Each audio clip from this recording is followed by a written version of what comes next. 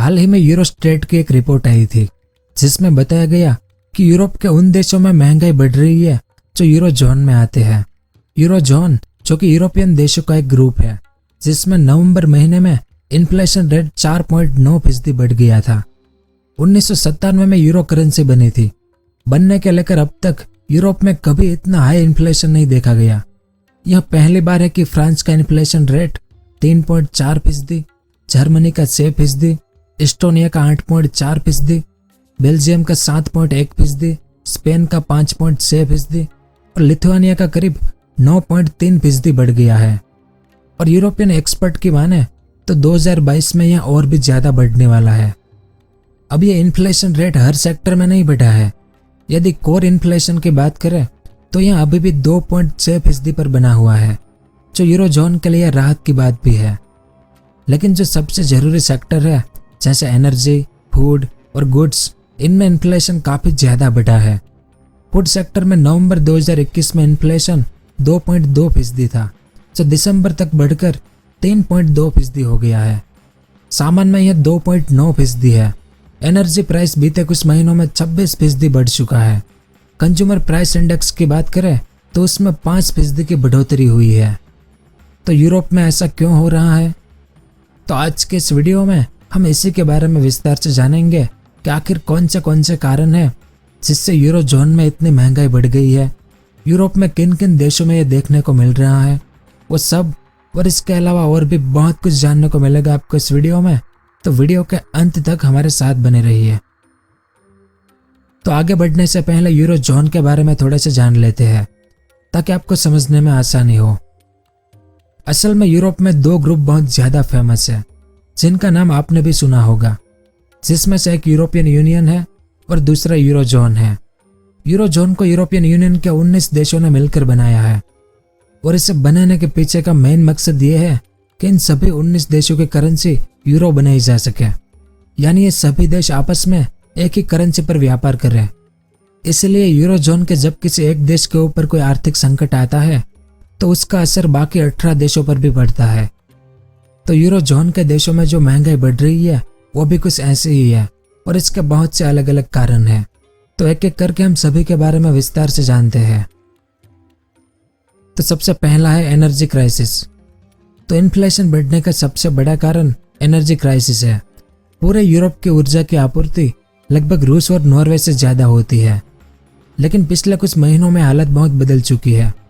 जैसे कि रूस के ऊपर बहुत प्रकार के सैंक्शन लग चुके हैं। अमेरिका किसी भी हाल में रूस की आर्थिक गतिविधियों को कम करवाना चाहता है और जिसका असर रूस और यूरोप के बीच नेचुरल गैस की डिमांड और सप्लाई पर बढ़ रहा है, क्योंकि रूस से अब नेचुरल गैस की सप्लाई काफी कम हो गई है, जिससे इनकी कीमत भी काफी बढ़ गई है। हालांकि यूरोपियन देशों के पास रिन्यूएबल एनर्जी का इंफ्रास्ट्रक्चर भी काफी अच्छा है। इसके अलावा विंड और हाइड्रो इलेक्ट्रिक प्लांट से भी यहाँ एनर्जी का प्रोडक्शन होता है, लेकिन अभी भी फॉसिल फ्यूल पर निर्भरता पूरी तरह से खत्म नहीं हुई है। और खासकर यह देखते हुए कि डिमांड में काफी तेजी आई है, ऐसी स्थिति में रिन्यूएबल एनर्जी से इतनी ऊर्जा नहीं मिलती कि उससे सभी प्लांट अच्छे से चल सके। और एनर्जी शॉर्टेज का दूसरा बड़ा कारण है स्टोरेज का ना होना। यूरोप में इस साल बहुत ज्यादा ठंडी पड़ी है, जिसके चलते अधिकतर यूरोपियन देश नेचुरल गैस का स्टोरेज नहीं कर पाए, जो कि हर साल कर लेते थे। दूसरा है मार्केट में ज्यादा पैसा। इकोनॉमिक्स के अनुसार महंगाई बढ़ने के दो सबसे बड़े कारण हैं, सप्लाई में कमी आ जाना और मार्केट में या लोगों के पास बहुत ज्यादा पैसा आ जाना। अब यूरोप के केस में ये दोनों ही चीजें हो रही है। असल में पूरी दुनिया ही इस वक्त डिमांड और सप्लाई के शॉर्टेज को फेस कर रही है, लेकिन यूरोप में एक अलग तरह की परिस्थिति उभरी है। लॉकडाउन के टाइम पर यूरोपियन लोगों ने बहुत ज्यादा सेविंग की थी। एक रिपोर्ट के अनुसार इनकी सेविंग्स में करीब 12% का इजाफा हुआ था साल 2008 के बाद। अब जब 2020 में जैसा ही लॉकडाउन में ढील दी गई, वैसे ही लोगों ने खर्चा करना भी शुरू कर दिया। अब चूंकि हर किसी के पास ज्यादा पैसा था तो उन लोगों ने उसी हिसाब से खर्च भी किया। लेकिन प्रॉब्लम इस वजह से खड़ी हुई क्योंकि पेंडेमिक के पहले यानी साल 2019 के पहले यूरोपियन लोग सर्विसेज जैसे कि रेस्टोरेंट में खाना, घूमना आदि के ऊपर बहुत ज्यादा पैसे खर्च करते थे। इसलिए उन सेक्टरों में डिमांड के अनुसार सप्लाई भी बनी हुई थी और गवर्नमेंट भी इसी सेक्टर पर ज्यादा ध्यान दे रही थी। लेकिन लॉकडाउन खुलने के बाद लोग कार, बाइक, रेफ्रिजरेटर जैसी चीज़ों पर इन्वेस्ट करने लगे, यानी कि टिकाऊ सामान ज़्यादा खरीदने लगे। अब अमूमन यही माना जाता है कि जो विकसित देश के लोग हैं उनके पास हर जरूरी चीज़ होती है, जैसे कार, बाइक, रेफ्रिजरेटर, टीवी, वो सब। तो ये लोग इन सब चीज़ों की खरीदारी ऐसे नहीं करते जैसे हम भारतीय लोग करते हैं, क्योंकि हमें इन सब चीज़ों की अभी ज़रूरत भी है। आज भी हमारे यहाँ कई घरों में टीवी, रेफ्रिजरेटर, बाइक जैसी ज़रूरी चीज़ें नहीं है। इसलिए हमारे देश में इन चीज़ों को बनाने की बड़ी बड़ी कंपनियां भी है, पर चूंकि यूरोपियन देशों में इनकी डिमांड बहुत कम रहती है, इसलिए वहाँ का इंफ्रास्ट्रक्चर भी इतना मजबूत नहीं है कि अचानक से इतनी भारी डिमांड को पूरा कर सके। इसलिए ऐसी चीज़ों के दाम बढ़ने लगे, क्योंकि अचानक से बढ़ी मांग के अनुसार आपूर्ति नहीं हो पा रही है। अगला कारण है कामगारों की कमी। यूरोजोन की अगली बड़ी समस्या है कामगारों की कमी। महामारी के पहले सर्विस सेक्टर में बहुत ज़्यादा लोग काम किया करते थे, क्योंकि इसकी डिमांड भी बहुत ज़्यादा थी। लेकिन महामारी के समय अचानक से सब कुछ बंद हो गया, लॉकडाउन लग गया, और जब लॉकडाउन खुला तो अभी सर्विस सेक्टर में उतनी तेजी नहीं रही जितनी मैन्युफैक्चरिंग सेक्टर में थी। मैन्युफैक्चरिंग सेक्टर में अचानक से डिमांड काफ़ी बढ़ गई थी। अब चूंकि डिमांड ज़्यादा थी तो कामगारों की भी ज़्यादा ज़रूरत थी, इसीलिए लोग सर्विस सेक्टर को छोड़ मैन्युफैक्चरिंग सेक्टर में काम करने लगे। पर सभी यूरोपियन देशों में मैन्युफैक्चरिंग का इंफ्रास्ट्रक्चर इतना अच्छा नहीं है, इसलिए जिन देशों में मैन्युफैक्चरिंग होती है लोग उन देशों की तरफ जाने लगे। अब ये समस्या तब और बढ़ गई जब फ्रांस और जर्मनी समेत कई यूरोपियन देशों में हड़ताल होने लगी, जिसका मेन कारण था वैक्सीन पास। इस पास के बिना वहाँ के लोग किसी रेस्टोरेंट या पब जैसी पब्लिक प्लेस में नहीं जा सकते थे। इसके माध्यम से वहाँ की सरकार जिनके पास पास नहीं था उन लोगों का एक तरह से बाइकआउट कर रही थी। तभी इसके विरोध में प्रोटेस्ट शुरू हो गया, जो एक देश से दूसरे देश में बढ़ता गया। और वहीं दूसरी तरफ जर्मनी में भी हड़ताल शुरू हो गई, क्योंकि बढ़ती महंगाई का सामना करने के लिए लेबर यूनियन की यह मांग थी कि उनका मेहनताना बढ़ाया जाए, जिस पर सरकार राजी भी हुई। लेकिन जितना इंक्रीमेंट सरकार कर रही है लेबर यूनियन को उतना मंजूर नहीं है, जिस कारण ये हड़ताल अभी और लंबी चल सकती है। लेकिन इससे एक बात तो यह तय है कि साल 2022 में मेहनताना में कुछ ना कुछ वृद्धि जरूर देखने को मिलेगी, जिस कारण कई प्रोडक्ट की कीमत भी बढ़ जाएगी। अगला कारण है सप्लाई में रुकावट। महामारी के बाद परिस्थिति इतनी कठिन हो गई है कि मैन्युफैक्चरर को प्रोडक्ट बनाने के लिए जरूरी सामान ही समय पर नहीं मिल रहा, जिसके चलते जब जिस चीज की जरूरत होती है वह बन नहीं पाती है। पर यह किसी एक देश की बात नहीं है, असल में पूरी दुनिया इस चीज से प्रभावित है। पूरी दुनिया की सप्लाई चेन बहुत बुरी तरह से बिगड़ चुकी है, और इसी का असर कहीं ना कहीं यूरोजोन के देशों में भी दिख रहा है। और यह परेशानी जल्दी हल होती भी नहीं दिख रही है, क्योंकि महामारी के नए नए वेरिएंट आ रहे हैं, जिससे इकोनॉमी पूरी तरह से खुल नहीं पा रही। लेकिन इसका बहुत नकारात्मक असर पड़ा है। जैसे यूके का सबसे बड़ा बंदर का फेलिक्सटो जो है, जो कुल इंपोर्ट एक्सपोर्ट मटेरियल में 36% को हैंडल करता है, पर वहां पर कार्गो की भीड़ जमा हो गई है। कारण यह है कि मटेरियल उतर नहीं पा रहा।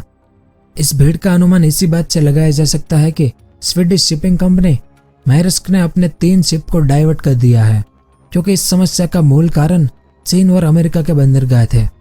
महामारी के पहले चरण में जब पूरी तरह लॉकडाउन लगा हुआ था, तब कई बंदरगाह पूरी तरह से बंद हो गए थे, जिसमें चीन और अमेरिका के कुछ बड़े बड़े बंदरगाह भी शामिल थे। जिसके बाद उनके शिप्स को दूसरे बंदरगाह पर भेजा गया, पर वहां पर धीरे धीरे शिप्स जमा होती गई, क्योंकि कोई भी बंदरगाह अपनी फुल स्ट्रेंथ के साथ काम नहीं कर रहा था। इस कारण यूरोपियन देशों के बड़े बड़े पोर्ट इस समस्या से जूझ रहे हैं, जिसका असर बढ़ती महंगाई के रूप में दिख रहा है। अगला कारण है यूरोपियन सेंट्रल बैंक की पॉलिसी। जैसे हमारे देश में रिजर्व बैंक ऑफ इंडिया है, जो ब्याज दरों का निर्धारण करती है, ठीक वैसे ही यूरोपियन सेंट्रल बैंक यूरो को कंट्रोल करती है। अब ये जो पूरी महंगाई की स्थिति है वो अभी भी कंट्रोल में है, ऐसा कई अर्थशास्त्रियों का मानना है। यदि यूरोपियन सेंट्रल बैंक चाहे तो वह ब्याज दरों को बढ़ाकर अभी भी पूरी स्थिति पर काबू कर सकती है। ब्याज दर बढ़ाने का सीधा असर लोगों के लोन लेने की क्षमता पर पड़ेगा। लोग जब कम लोन लेंगे तो बाजार में पैसा भी कम आएगा, जिससे किसी भी प्रोडक्ट की कीमत अपने आप कम हो जाएगी। वैसे यूरो जोन ही नहीं है जो इस वक्त महंगाई का सामना कर रहा है। दुनिया के कई देश, जिसमें एशिया के विकासशील देश भी शामिल हैं, वो भी इस महंगाई की मार को झेल रहे हैं। लेकिन सभी देशों के सेंट्रल बैंक ने कुछ जरूरी कदम उठाए हैं, जिससे उन देशों की स्थिति में सुधार भी हुआ है। इसमें सबसे आगे इंग्लैंड की सेंट्रल बैंक है, जिसने पिछले ही महीने इंटरेस्ट रेट को बढ़ा दिया है। अमेरिका में भी जब कंज्यूमर प्राइस इंडेक्स 6.8% बढ़ गया था, तब यूएस फेडरल रिजर्व ने भी इंटरेस्ट रेट बढ़ा दिए थे। पर यूरोपियन सेंट्रल बैंक के प्रेसिडेंट के अनुसार बैंक अभी इंटरेस्ट रेट नहीं बढ़ाना चाहती, इसीलिए भी महंगाई बढ़ती हुई दिख रही है। अब इनके इस निर्णय के पीछे कहीं ना कहीं साल 2011 का वह फैसला हो सकता है, जब ईसीबी ने उस वक्त अचानक ब्याज दर बढ़ा दिए थे, जब इकोनॉमिक ग्रोथ बहुत तेज हो रही थी। अब ब्याज दर ना बढ़ाने का मतलब ये है कि महंगाई को ऐसा ही बनाए रखना। हालांकि ब्याज दर ना बढ़ाने का उद्देश्य यह भी हो सकता है कि बाजार में पैसा आए, जिससे सुस्त पड़ी इकोनॉमी फिर खड़ी हो। लेकिन कई इकोनॉमिस्ट का यह मानना है कि इंटरेस्ट रेट को एक सीमा तक ही कम रखा जा सकता है, क्योंकि इसे कम रखने से कई नकारात्मक रिजल्ट भी मिलते हैं, और कभी कभी यह रिजल्ट इतने ज़्यादा बढ़ जाते हैं कि देश की इकोनॉमी को उनसे निकलने में कई साल लग जाते हैं। तो ये सब कारण थे यूरोप में महंगाई बढ़ने के। उम्मीद है कि आपको कुछ जानने को मिला होगा। अगर वीडियो पसंद आया हो तो इसे लाइक ज़रूर करें। पूरा वीडियो देखने के लिए आपका बहुत बहुत धन्यवाद। अगर आपको इस तरह के इन्फॉर्मेटिव वीडियो देखना पसंद है तो हमारे इस चैनल को सब्सक्राइब करें और हमारी नई वीडियो सबसे पहले देखने के लिए इस बेल आइकन को भी जरूर दबाएं।